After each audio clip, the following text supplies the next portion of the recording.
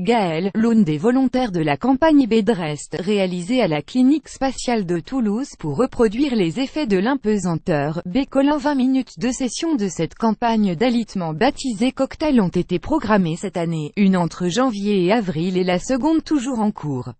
10 hommes de 20 à 44 ans étaient allongés durant 2 mois à la clinique spatiale de Toulouse, la tête inclinée vers le sol de 6 degrés.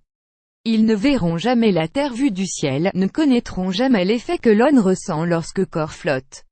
Et pourtant, Gaël, Mathieu, Sébastien et 7 autres hommes vivent depuis plusieurs jours dans les conditions d'un vol habité et bossent pour le CNES et l'Agence spatiale européenne. Mais leur horizon se limite au ciel toulousain et aux murs de la clinique spatiale du CHU de Rangueil-Médès. Plus grand que à lire aussi, la clinique spatiale cherche à nouveau des volontaires pour rester allongés 60 jours. Français de 20 à 44 ans participent depuis le mois de septembre à une campagne Bedrest baptisée Cocktail. Ces études d'alitement qui consistent à reproduire les effets indésirables de l'impesanteur sur le corps humain pour mieux les comprendre afin de mieux les endiguer. Presque coupés du monde, comme les astronautes recrutés en début d'année, ces étudiants, ingénieurs, célibataires ou pères de famille, ont tous été d'accord pour s'allonger durant 2 mois pour faire avancer la science, et être auscultés 14 jours avant et 14 jours après. Simuler l'impesanteur. Démarrage deuxième phase de l'étude d'alitement Cocktail à la clinique spatiale @cnes@esa-fr https://coxqyquadixn0apic.twitter.com fifonjvou medes@medes. IMPS September 22, 2017. J'ai toujours été passionné par ce qui se passe dans l'espace. Je suis étudiant et ma thèse de recherche porte sur la cohabitation dans le voyage spatial au cinéma, c'était donc pertinent de le faire, avance Mathieu, un Bordelais de 33 ans qui est allongé depuis 55 jours. Check-up médical ultra complete. Ce dernier ne cache pas non plus que l'indemnisation de 16 000 € versée sur 4 années a été l'une des moteurs. Car durant 3 mois, comme un astronaute peut l'être à 500 km au-dessus la Terre, il a été coupé de sa famille, relié à ses proches uniquement par Skype et le téléphone. Pour rester en contact avec les autres volontaires, qui se trouvaient dans des pièces voisines, ils ont même créé un groupe WhatsApp, histoire d'échanger sur les expériences en cours ou pour se donner rendez-vous lors d'un match de l'équipe de France, mais toujours allongé. Une semaine avant de retrouver le plancher des vaches, Mathieu trouve encore un intérêt à cette expérience.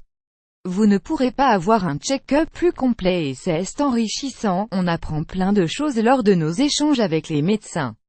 Le bénéfice est aussi personnel sur ce que l'on peut apprendre sur soi, relève le Girondin qui partage sa chambre avec un autre volontaire. Comme ses petits camarades, il a suivi de nombreux examens, fait face à des moments du genre car il est parfois dur de tout faire allonger la tête inclinée de 6 degrés vers le sol, douche comprise. Sans parler du fait de devoir être dépendant des autres pour tout. Contrer les effets de l'impesanteur. Ce sportif a perdu beaucoup de masse musculaire, l'un des impacts de l'impesanteur. Tout comme le développement de troubles métaboliques, comme le diabète de type 2 ou des cas d'obésité. Sans parler de la perte de masse osseuse, plus grand que à lire aussi vidéo. Mission de Thomas Pesquet. À quoi vont servir les 6 mois d'expérience biomédicale menée dans l'espace pour essayer de limiter tous ces phénomènes? Des contre-mesures à étudier. Celle de cette campagne consiste à faire ingérer un cocktail d'antioxydants et d'anti-inflammatoires aux 10 volontaires de cette session, une première ayant eu lieu entre janvier et avril dernier. Quand je suis rentré dans les années 2000 au MEDES, les contre-mesures étaient très centrées sur l'exercice physique, à courir sur un tapis avec des résistances comme cela existe dans la Station spatiale internationale. Mais sur des vols longs, cela ne sera pas suffisant. Depuis 10 ans on regarde ce qui peut être fait pour modifier les choses dans l'alimentation qui pourrait être utile, explique Marie-Pierre Bareil, responsable de l'étude. Adaptation du métabolisme pour les vols longs. Car lorsque des astronautes embarqueront pour Mars, la question de la nourriture sera primordiale. Elle devra être présente en quantité suffisante pour la survie de ceux qui partiront, mais elle a aussi un coût car une barquette de 500 grammes de risotto aux morilles embarquées, c'est une facture de 10 000 €, plus grand que à lire aussi que mettre dans le moteur des astronautes pour le savoir. Thomas Pesquet joue les cobayes, c'est important d'étudier l'adaptation du métabolisme, sa capacité à brûler les graisses, ou ESTCE, qu'elle est stockée et quelle est leurs origines.